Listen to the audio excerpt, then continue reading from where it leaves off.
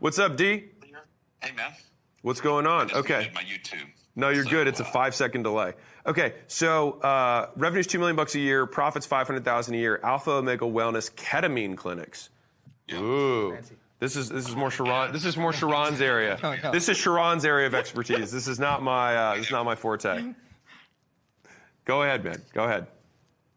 So, yeah, great to talk to you guys. Happy birthday tomorrow. I've learned so much from my BAM days when I've been out here. Oh, nice, out man. there in Vegas. And I'm sitting here with my 8-year-old youngest son, future entrepreneur. Say Awesome. hi. That's Oh, Hey, bud. Hey, what's up, man? yeah, so he's going to blow up business more than me, maybe more than you, Alex, but maybe not. Oh, I'm sure he will, man. I'm sure he will.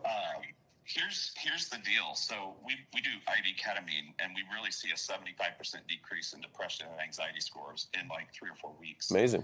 But I'm trying to increase our show rate to our consultation. So most of our consults Yeah. are happening online via phone or Zoom. Yeah.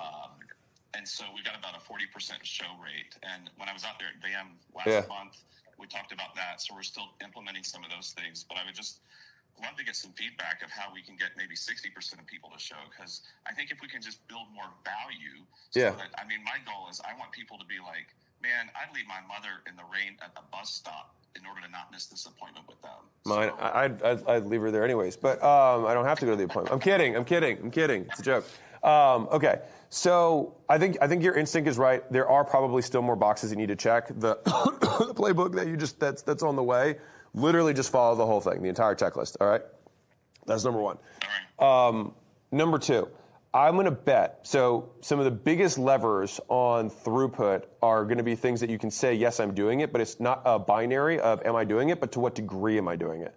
So volume is one of those, number one. Number two is going to be the speed. Like if you get a scheduled appointment that you scheduled immediately versus that you're able to book, 3 days later, the immediate one is going to have a higher show rate. Also, the latency between when you're booking the appointment from when you speak to them is also going to have a huge lever on show rate.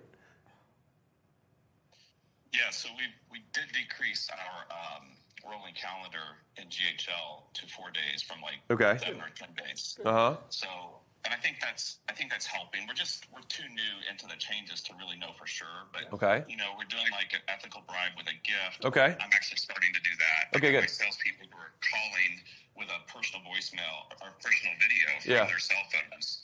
Yeah. And so, but I'm kind of thinking of like, is there any little piece of content that I could send them? Yes. No, it's a great question. So think about it like this. I would ask, so like what I would want to do, like if this is how Alex would really solve this problem. Like if this was my business and I owned it and it was a huge constraint, I would spend all my time calling the 40% of people, you said 60 you're not showing, right? Right. Okay. So call the 60% and say, hey, don't need you to come in, totally cool. I just want to understand why you didn't. And I think that you will be able to unearth the 3 largest obstacles that people probably have. So like, I'll tell you an example. We'll see like something that blew my mind. So I found out a lot of people didn't want to show up to gym memberships who are overweight because they were embarrassed about like showing up to a gym. And sometimes girls get intimidated, which is a concept I have never thought of because like I've never been like, oh, I don't want to go to the gym because I'm intimidated. It's just never been a thought to me. I'm like, I'm just going to go to the gym, right? But if you're overweight and you're ashamed, or you're like, oh, there's all these guys and they're big, I don't know what I'm doing. What if I get hurt? All these other things, right? And so what you'll find is I'll bet you it's not one thing, but there's probably 3 or 4 buckets that different avatars will present with. And the lead nurturer, one, can account for those things. But also the VS, like, do you have any kind of video prior to them opting in or anything like that on the flow for a new prospect or customer? Yeah, I just got that filmed and edited. It's about 6.5 minutes. We haven't implemented that Great. yet, but we're Great. actually going to require them to watch it Great. prior to confirming their appointment. Great. Well, I'll bet you that. Okay, so I'll just tell you right now, like secret sauce. Creating the VSL will probably be the single highest leverage thing that you can do. That's a one-time fix for lead nurture and closing, both, than just about anything else. Because In a sales motion. Call. Yeah. Yeah, it's exactly. You can get away with whatever you want if you frame it right. And a VSL is literally all frame. I will have one idea that has worked in very similar situations, especially in kind of preventive healthcare that we've seen, which is you have to do this ethically, but let me kind of frame how this works. Let's say the sales rep's call is with Alex tomorrow at 4 o'clock. the sales reps calls one day prior at 4 o'clock. And he calls one day prior and say, hey, Alex, this is Sharon calling, and normally get a voicemail or whatever at that point. Oh my gosh, I'm so embarrassed. I called you one day earlier. I'm actually looking forward to our call tomorrow. I actually have a great game plan set up for you. And so that one early appointment, and then it's like, hey, hopefully you watch the video that we sent you, and I'm looking forward to seeing you tomorrow at 4, right? That one little call that happened 24 hours prior, even though it seems so innocent, from a chiropractic or preventive healthcare basis, has changed so many people. So it serves as both as a I'm confirming your appointment with the dentist call. At the same time, it shows the prep and the energy of the sales rep in a very thoughtful way without it being aggressive. And so you can use the playful tone, do that, and it seemed to work. So one idea to experiment, if you will. So I just have a quick question. So when people don't want to pick up their phones these days, Alex, how would you get the 60% who chose not to show up to their appointment? Like, how do I get them to engage? Because my concern has been, I'm just going to spin my wheels. Oh, dude, the 60%, we don't need to like contact all of them, man. We're like, this is like a one-time lift. Think about it like a project. Yeah. So it's like, if you have, call it 100, people who missed appointments over the last month, whatever it is, right? Just make it your mission to talk to as many of them. I mean, we're worth the last 200. Like, doesn't matter, right? Like, you just want to talk to as many of them as you can to just find out the answer. And then once you have the answer, and this is nuanced but important, is you want to describe the reason they didn't show up in the language they use. So if you saw, so I'll give you an example. So you saw the presentation yesterday, and maybe today, right? So in the narrative section where I talk about the 10 biggest decisions that shaped my life, right? So in that section, if I say, I've got a lot going on right now, and I also say, let me see how some of these things that I have going on work out, those are all I'm busy statements.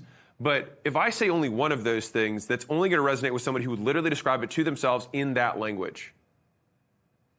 And so by stating 4 or 5 different ways of saying the same, quote, objection, and then overcoming it with one thing that overcomes all 5, which are still the same core issue but still described differently, you'll have a higher percent conversion overall. Does that make sense? Yeah, it does, for sure. Okay, so when you're asking them, it's like, one, I would record the calls if you can, but you want to use as close, the syntax as close as you can to what they described, the reasoning behind why they didn't show up as. So then how do you use that in that nurture sequence leading up to it's going to be in the VSL, because think about these as FAQs, or like, these are objections, right? Fundamentally, they're objections. I mean, they're if you think about, like, what is required for someone to buy? Well, they have to show, right? What's required for someone to show? They got to schedule. Well, you've got the scheduling part down. You might also be how are schedules happening right now? So right now, I love show rate shit. People request an appointment. Okay. They request an appointment, and then our VA reaches out to confirm that appointment, and then the appointment is booked. But is it from ads, or what is it from? Oh yeah, most of it's from ads. So we're doing about $27,000 a month in okay. ads. Heard. And it's a VA, so you can't have somebody talking to them on the phone. We did do that, and then we thought maybe part of our response rate is like people don't want to answer the phone. Although I'm getting ready to implement a AI agent to actually do those calls. Yeah, so, you telling me that you have 40% now makes a lot of sense. Right. Like, it's just like they haven't talked to anybody. So there's no stakes. It's very easy to cancel on somebody you've never spoken to. But it's even better. But it's super optimistic because you getting 40%. Yeah, it's actually not bad. Yeah, it's not terrible for how low touch your current thing is. But how poorly we're doing it. No, not at all. No, it's not poor. It's just that, like, you basically have to sell the appointment. Correct. You know what I mean? And right now it's not being sold; it's just being scheduled. And so a lot of the show rate is just how the actual appointment itself is being positioned. Okay. There's also Yeah. I'll say there's one last thing.